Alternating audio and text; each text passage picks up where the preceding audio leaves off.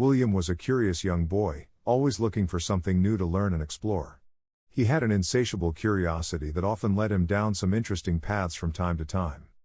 One day his parents brought home a radio and he was instantly captivated by the different voices coming through the speaker from all over the world. He quickly became fascinated with the mysterious signals of foreign lands, faraway countries that seemed so close yet so distant at the same time. He started experimenting with radios and soon realized how much he could discover if only he knew more about them and their inner workings, which is what drove him to go to Radio Shack one day after school in search of answers. At Radio Shack, William found all kinds of materials: walkie-talkies, antennas, soldering tools, anything you'd need to build your own little ham shack right at home.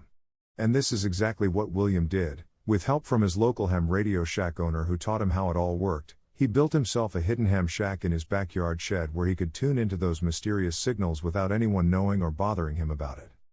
William quickly became an expert on antenna propagation as well as soldering and soon began making contacts all over the world from his very own little corner of secrecy and exploration.